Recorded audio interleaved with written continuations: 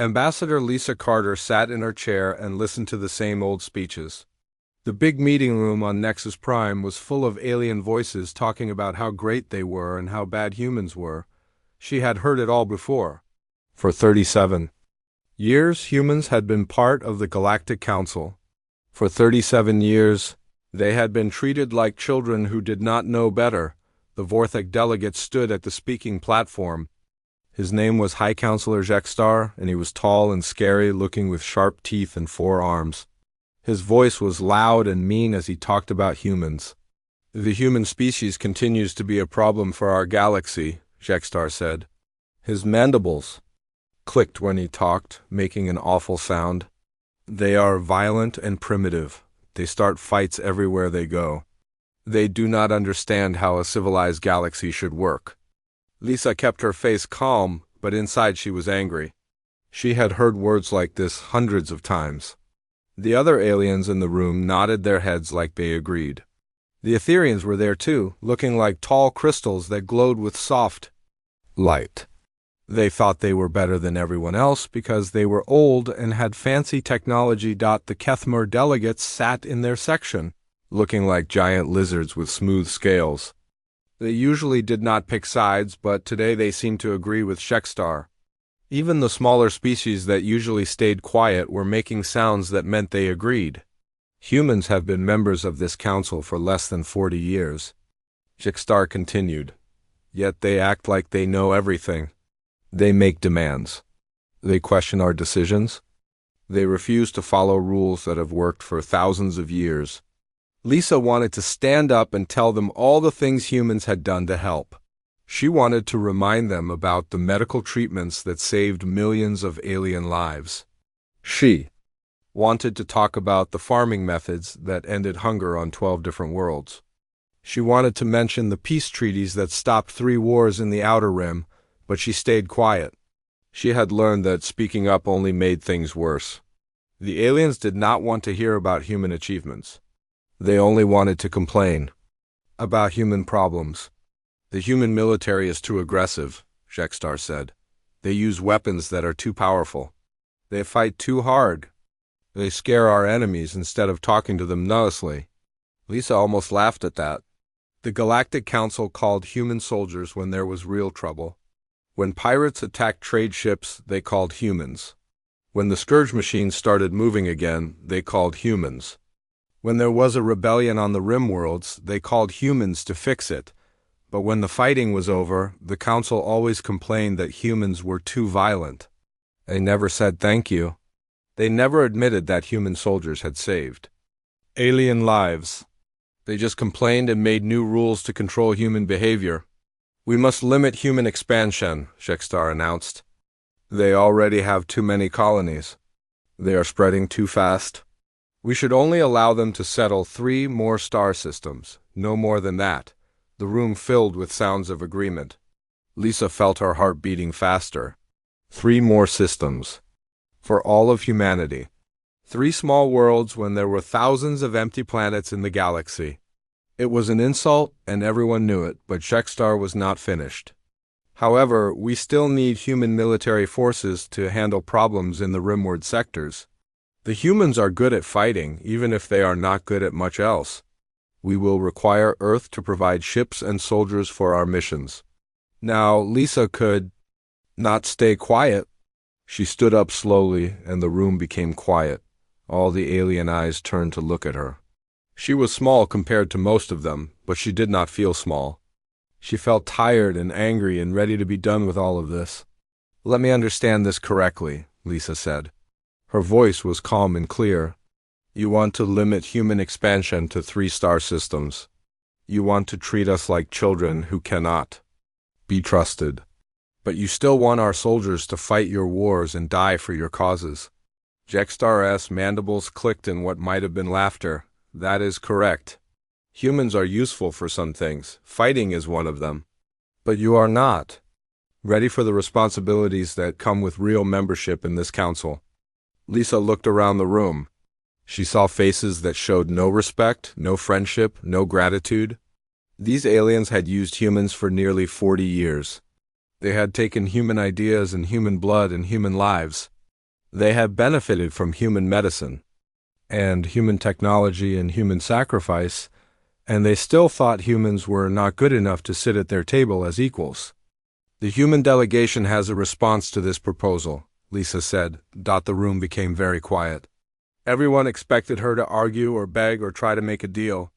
They expected her to act like humans always acted when the council made unfair decisions. Instead, Lisa smiled. It was not a happy smile. It was the kind of smile that meant someone had made a very big mistake. The human delegation formally withdraws from the Galactic Council, she said. Effective immediately, the silence that followed was complete. Nobody moved, nobody breathed. The words hung in the air like a bomb that had not exploded yet. Then the room erupted in shocked sounds. Some aliens laughed, some made angry noises. Some just stared in disbelief. Shextar's mandibles clicked rapidly. You cannot be serious. You are making an empty threat. Humans need the council more than the council needs humans. Are we? Lisa asked. She was still smiling that cold, dangerous smile. We will see about that. She gathered her papers and walked toward the door.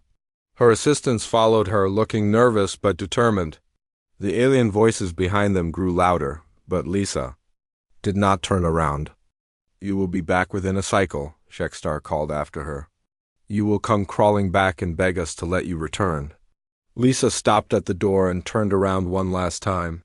The entire Galactic Council was staring at her. Thousands of aliens, who thought they were better than humans. Aliens who had used human strength and human intelligence and human courage for their own benefit. No, Lisa said simply, we will not. Then she walked out of the chamber and left the Galactic Council behind forever. Captain Jake Morrison stood on the bridge of the UES Defiance and watched the biggest operation in human history unfold before him. Through the massive viewing screen, he could see hundreds of human ships moving in perfect formation. Each ship was loaded with people, equipment, and everything humans had built in Council space over the past 37 years. Status report, Jake called to his crew.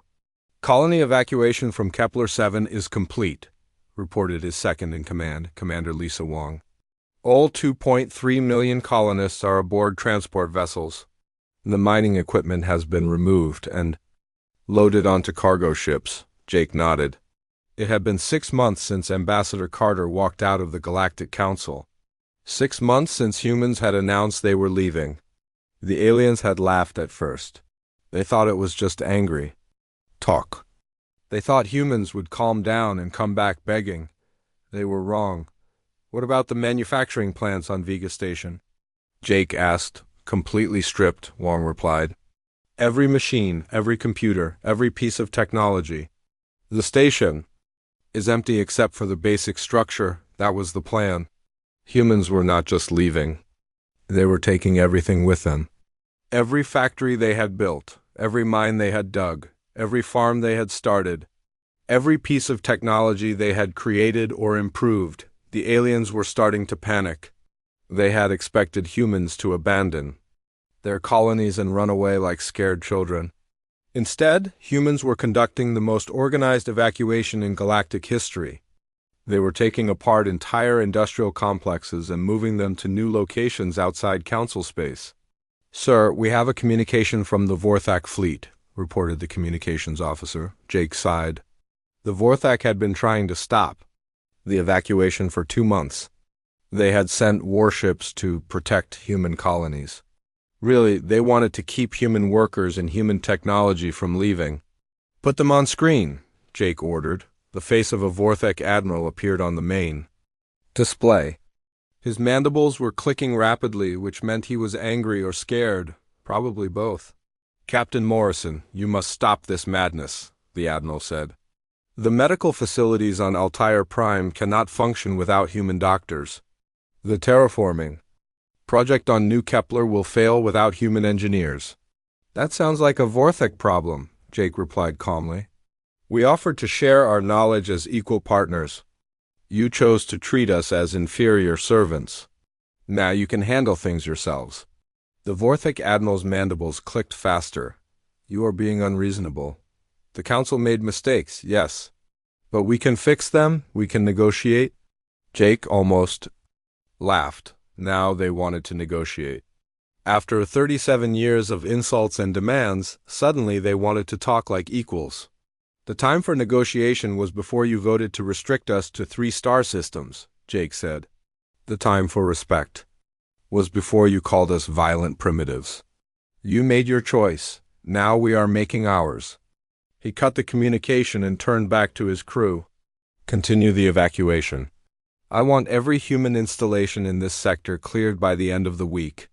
In the cargo bay of the Defiance, Dr. Amanda Brooks was overseeing the most important part of the evacuation. She was head of the Human Technology Transfer Division, and her job was to make sure no human innovations stayed behind. Have we removed all the medical scanners from the Etherian hospitals?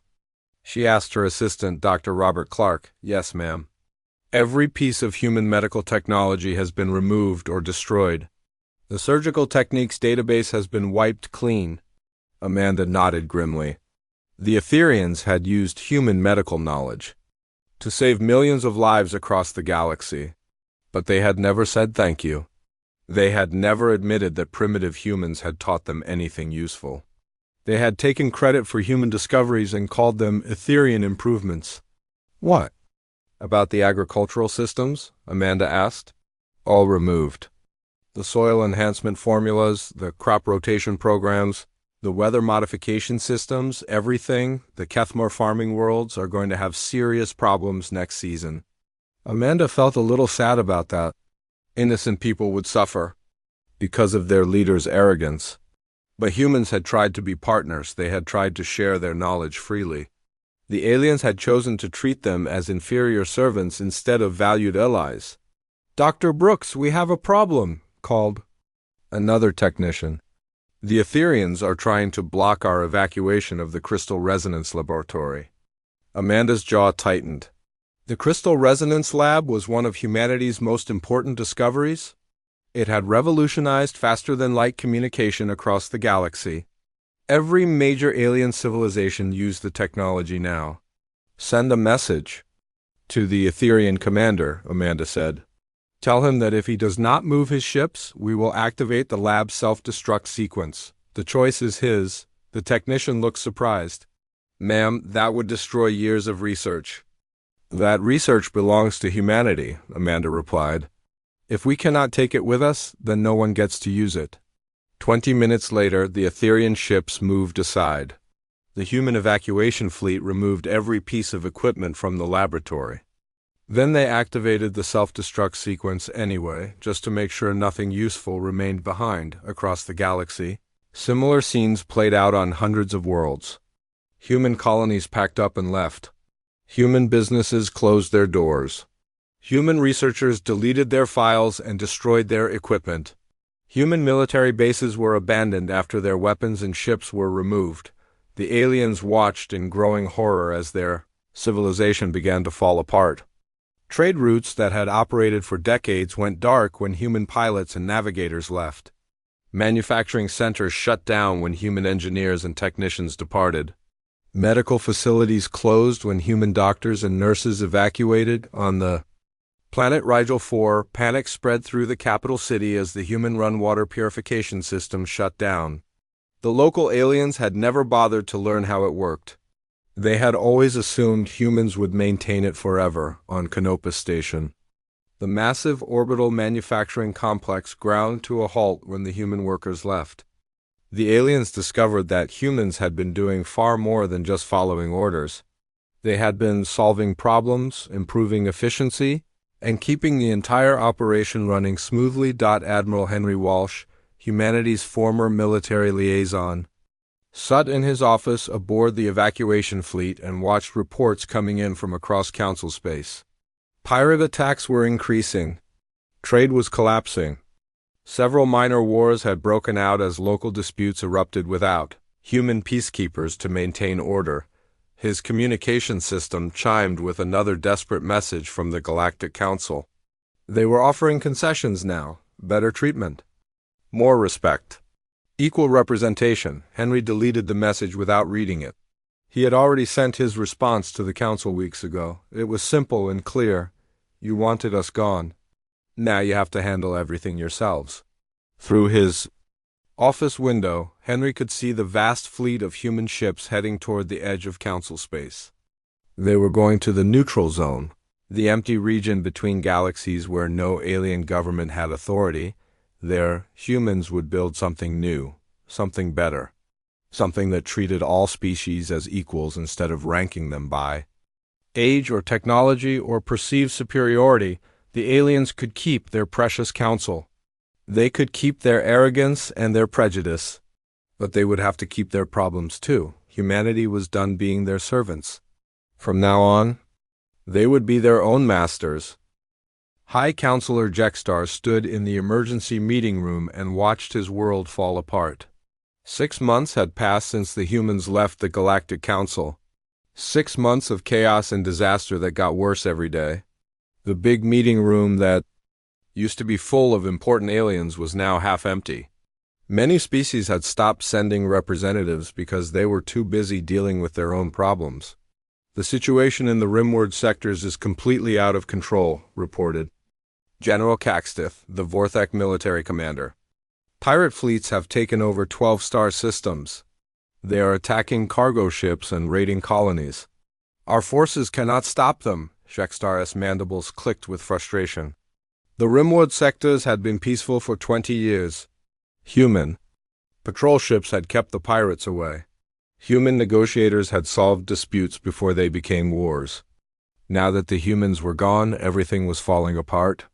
What about our own military? Jextar asked. The Vorthik Empire has the strongest fleet in the galaxy. General Caxtith looked uncomfortable. Our ships are designed for large battles against other fleets. The pirates use small, fast ships that hide in asteroid fields. They attack and disappear before we can respond. The humans knew how to fight this kind of enemy. We do not. Across the room, the Etherian representative made a sound like breaking glass. It was how her species showed extreme stress. The situation on our worlds is equally bad, she said. Our medical facilities are failing. Without human doctors and human knowledge, we cannot treat many diseases. The mortality rate has increased by 40%. Jextar felt sick. The Etherians had always bragged about their advanced medical science. They had claimed that human medicine was primitive and crude. Now they were admitting that they needed human help to keep their own people alive. The agricultural crisis is worse, added the Kethmore delegate. His voice was barely a whisper. 3 of our farming worlds are facing complete crop failure. The soil enhancement systems the humans designed are breaking down. We do not know how to fix them. Millions of our people may starve. The room fell silent. These were the mighty races that had ruled the galaxy for thousands of years. They had treated humans like ignorant children who needed guidance and control. Now they were begging for help from the same humans they had insulted and dismissed. We must contact the humans, said the Etherian representative. We must ask them to return. I have tried, Jextar admitted. I have sent dozens of messages. The humans will not answer. They ignore every communication from the Council. That was not entirely true. The humans had answered once. Their message had been short and simple. The Galactic Council made its position clear. We wish you well in your endeavors. Then they had stopped responding completely. Sir, we have an urgent report from the outer reaches, called a communications. Officer, the Scourge is moving again. Every alien in the room froze. The Scourge was their worst nightmare. It was an ancient machine intelligence that had been contained in the outer reaches for decades. The machines consumed everything in their path, turning planets into more machines that spread across the galaxy like a plague. How many systems? Jextar asked, dreading the answer. 17 star systems have gone dark in the past month, the officer reported. The containment barriers are failing. The Scourge fleets are expanding toward populated space. Jextar felt his legs go weak. The containment barriers had been designed by human engineers. They had been maintained by human technicians. The defense protocols had been created by human military strategists. Without humans, the barriers were useless. "We need to mobilize every fleet in the galaxy," General Caxton said. "We need to stop the Scourge before it reaches the inner worlds." "With what strategy?" asked the Etherian representative. "The last time we fought the Scourge, we lost half our fleets before the humans developed new tactics that worked. Do you remember how to fight thinking machines that adapt to every weapon we use?" Nobody answered. They all remembered the last Scourge War. The alien races had thrown ship after ship at the machines, achieving nothing but massive losses. Then human scientists had figured out how to disrupt the Scourge communication networks. Human tacticians had developed hit-and-run strategies that prevented the machines from adapting. Human engineers had built special weapons that could destroy Scourge vessels, but the humans were gone. Their knowledge was gone, their expertise was gone. "Perhaps we could contact individual human colonies," suggested the Kethmore delegate. "Maybe some humans would be willing to help, even if their government will not." "I tried that too," Shextar said. "The human colonies in the neutral zone will not respond to our messages. They are building something out there, but they refuse to tell us what it is." That was another worry. Intelligence reports suggested that humans were constructing massive space stations and shipyards in the empty space between galaxies. They were building something big, something important, but they were doing it far from alien space, where no council ships could reach them. "We could send a delegation," suggested the Etherian representative. "We could go to the neutral zone and speak to the humans directly." "They would not receive us," Shextar replied. "And even if they did, what would we offer them? The same insults? The same restrictions? The same treatment that made them leave in the first place?" The truth was painful but obvious. The aliens had nothing to offer humans except the same arrogance and prejudice that had caused this crisis. They still thought they were superior to humans. They still believed that humans should be grateful for any scraps of respect the Council might give them, but humans were not begging to come back. They were not asking for permission to return. They were building their own future, somewhere the aliens could not reach them. "Sir, we have another report," called the communications officer. "The hegemony of Tau has formally withdrawn from the Galactic Council. They are establishing their own government." Shextar was not surprised. The hegemony was a group of younger species that had been treated almost as badly as humans. They had watched humans stand up to the Council and win. Now they were following the human example. "How many council members do we have left?" Shextar asked. 15, the officer replied. "Down from 47 when the humans left."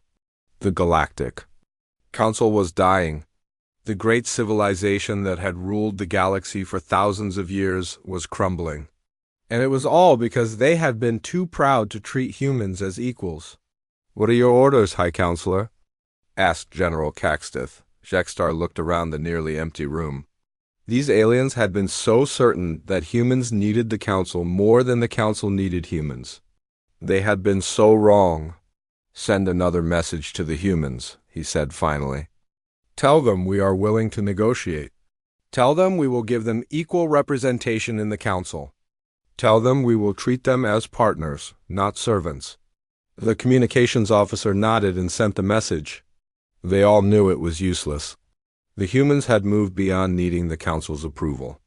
They had found something better than begging for respect from species that would never truly accept them. Outside the window, Shextar could see smoke rising from the capital city. Another riot had started as food shortages got worse.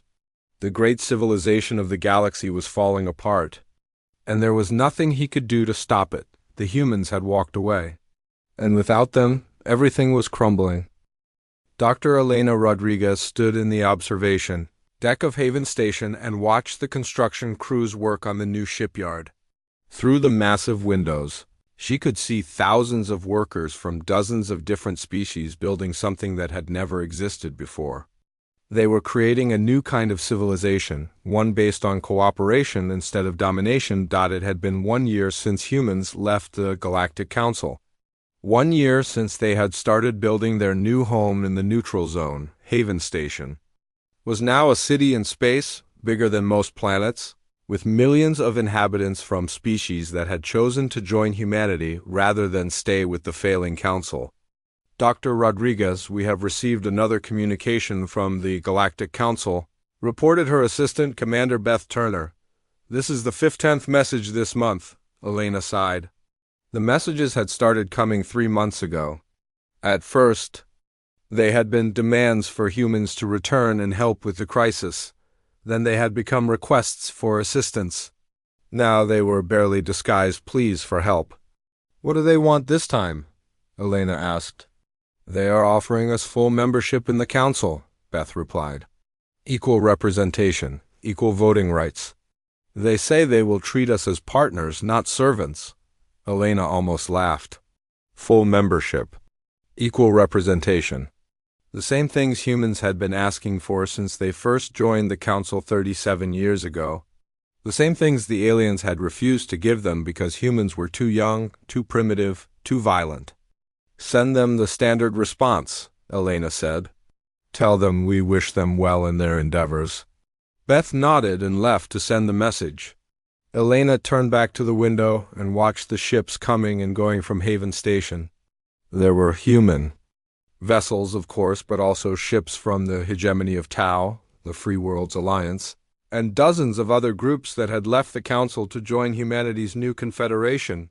The door chimed, and Elena turned to see Admiral Kevin Stone entering the observation deck. Kevin commanded the Confederation Defense Force, the military arm of humanity's new government. Elena, we have a problem, Kevin said. The Scourge has consumed another 6 star systems. They are moving toward the inner worlds. The council is requesting immediate military assistance. Elena felt a pang of sadness. Innocent people were dying because of their leaders' pride and stubbornness. But humans had learned a hard lesson about trying to help people who did not want to be helped. What is our response? Elena asked. The same as always, Kevin replied. We are not members of the Galactic Council. Their problems are not our problems. We have our own people to protect. That was the truth. The Confederation now included over 200 species and controlled territory larger than the old Council. They had their own trade routes, their own colonies, their own challenges. They could not afford to waste resources helping aliens who still thought humans were inferior. The individual species are starting to contact us directly, Kevin continued. The Kethmar sent a delegation last week. The Etherians are offering technological exchanges. Even some Vorthak clans are hinting at separate peace negotiations, Elena nodded. She had expected this. As the council collapsed, individual species would try to save themselves. They would come to humans not as equals but as desperate petitioners seeking help. What did we tell the Kethmar? Elena asked. The same thing we tell everyone, Kevin replied. We are not interested in being junior partners or problem solvers for species that spent decades treating us as inferior. If they want to join our confederation, they must apply like everyone else. They must prove they can work as equals with all our member species. Elena smiled. That was the key difference between the old council and the new confederation. The council had been based on hierarchy, with older species dominating younger ones. The confederation was based on merit and cooperation. Species earned their place through contribution, not through age or technology or military power. How many species have applied for membership this month? Elena asked. 43, Kevin replied. Most of them are former council vassals or independent worlds. But we also have applications from 3 council founding members. Elena raised an eyebrow. Which ones? The hegemony of Proxima, the Centauri Republic, and the Altair Collective, Kevin said. They are all facing internal rebellions. Their own people are demanding they leave the council and join us. Elena was not surprised. The Confederation offered something the council never had, real equality. Species that joined the Confederation were treated as partners, not servants. They had equal votes in the government. They shared technology freely. They work together to solve problems instead of dumping everything on one species. There's something else, Kevin said. Our intelligence sources report that the Council is planning a military intervention. They want to force some of the departing species to return. Elena frowned. That was typical Council thinking. Instead of asking why species were leaving, they wanted to use force to make them stay. Instead of changing their behavior, they wanted to change everyone else's. Do they have enough military power left? Elena asked. Barely, Kevin replied. Most of their fleets are busy fighting the Scourge or dealing with pirate attacks. But they might try something desperate, Elena nodded. The Confederation had been preparing for this possibility. They had built a powerful military force, but they had also built something more important, a network of allies who chose to work together instead of being forced to obey. If the Council attacks any of our member species, we will respond, Elena said, but we will not start a war. We are better than that. Kevin smiled. That is why species want to join us instead of them. We lead by example, not by force. Elena looked out the window again. In the distance, she could see the massive shipyard where the Confederation was building its new fleet. These were not warships designed to conquer and dominate. They were exploration. Vessels, cargo ships, and defensive platforms meant to protect and serve. And the Council still does not understand, Elena said. They think this is about power or territory or revenge. They think we left because we were angry.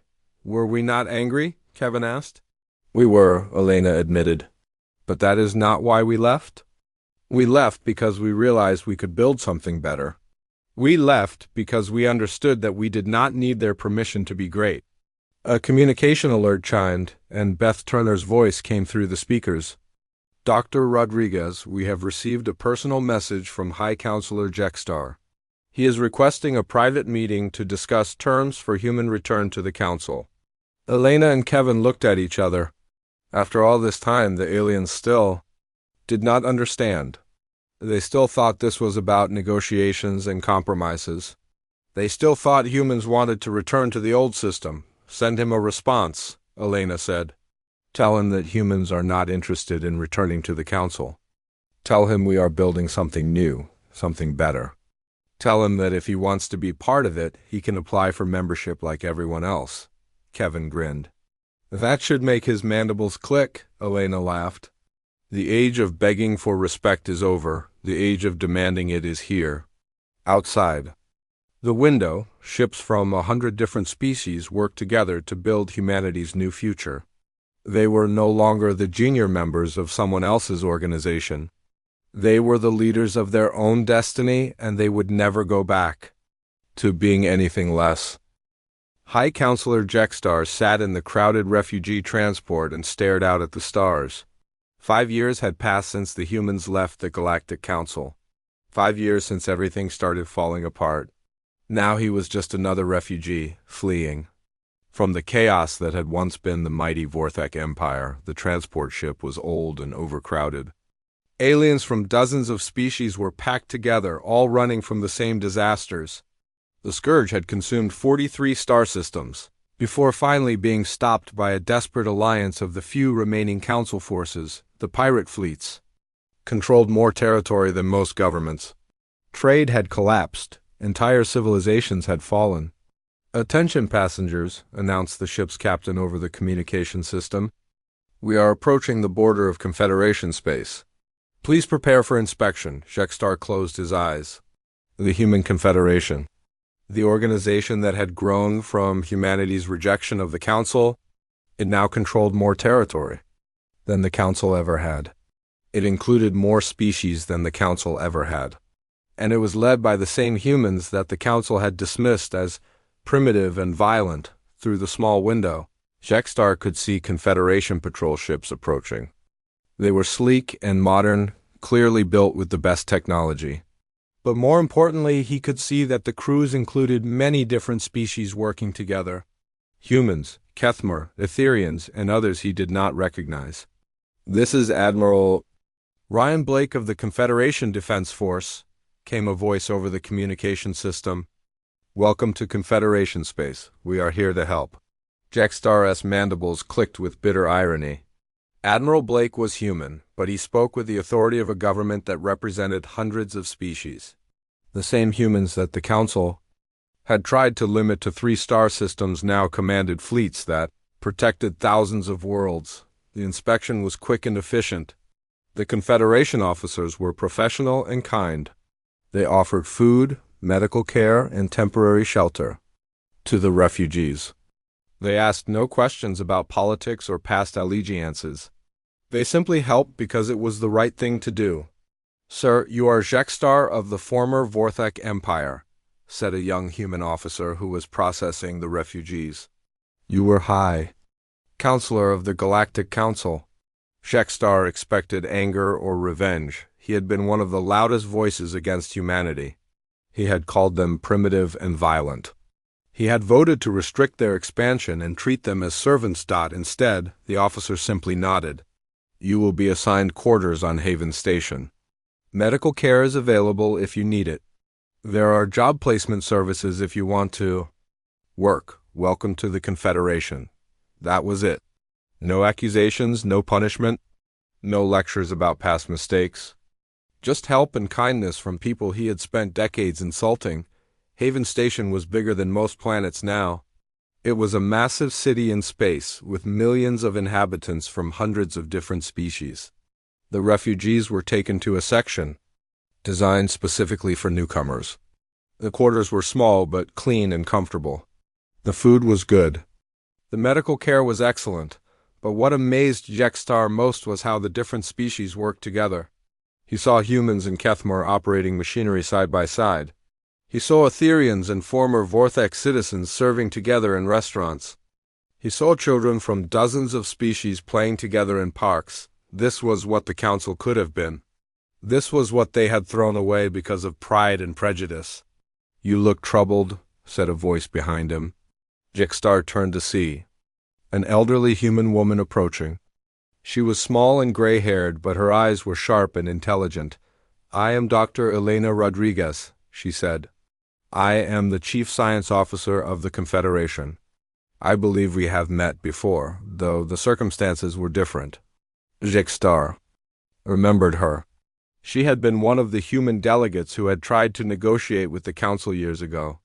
The Council had dismissed her suggestions and ignored her proposals. Now she was one of the leaders of the most powerful government in the galaxy. "Dr. Rodriguez," Jextar said carefully, "I am surprised you would speak to me." "I was not kind to your people," Elena smiled. "That was the past. We are more interested in the future. The question is, what do you want to do with the rest of your life?" Jextar looked around at the bustling station. "I do not know. My empire is gone. My people are scattered. Everything I worked for has been destroyed." "Everything you worked for was based on the wrong principles," Elena said gently. "You tried to build a civilization on dominance and hierarchy. That kind of system always fails eventually. But you can help build something better now." "Why would you want my help?" Jextar asked. "I was your enemy." "You were misguided," Elena replied. "But you are not evil. You have experience and knowledge that could be useful. The Confederation values contribution over past mistakes." Over the following months, Jextar learned how the Confederation worked. It was nothing like the old Council. Species were not ranked by age or technology.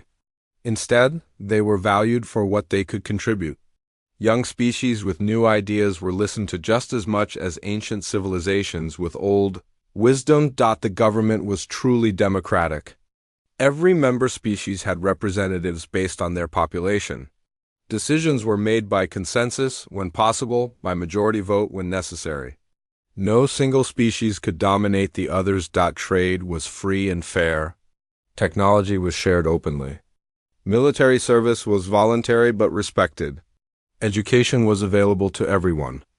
Medical care was a right, not a privilege. It was everything the Council had claimed to be but never was. "The irony is painful," Jextar said one day to Elena as they watched ships from the Confederation fleet returning from a rescue mission. "We had the opportunity to build this with humanity as our partners, Instead, we drove them away and they built it without us. Elena nodded. The council could have been great. But greatness requires humility. It requires the willingness to admit when you are wrong and learn from those you consider inferior. And now? Shexstar asked. Now we build something new, Elena replied. We learn from the past, but we do not live in it. We create a future where all species can thrive together. Through the massive windows of Haven Station, Shexstar could see the construction of new ships, new stations, new colonies. The Confederation was expanding, not through conquest but through invitation. Species were asking to join because they saw something better than what they had dot in the distance. Reports came in of the formal dissolution of the Galactic Council. The last few member species had finally given up trying to maintain the old system. Some had joined the Confederation. Others had formed their own small governments. A few had simply retreated to their homeworlds and given up on galactic politics entirely. The age of alien dominance was over. The age of cooperation had begun.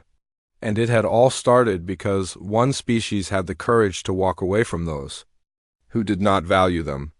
The humans did not just leave the council, Shexstar said quietly. They showed the galaxy there was a better way, Elena smiled. Sometimes the best way to change the world is to build a new one. As the stars wheeled overhead, Shexstar watched the future being built by those he had once dismissed as primitive and violent. They had proven that strength came not from dominance but from cooperation. They had shown that true leadership meant serving others, not ruling them. The humans had walked out of the Galactic Council, and in doing so they had walked into greatness.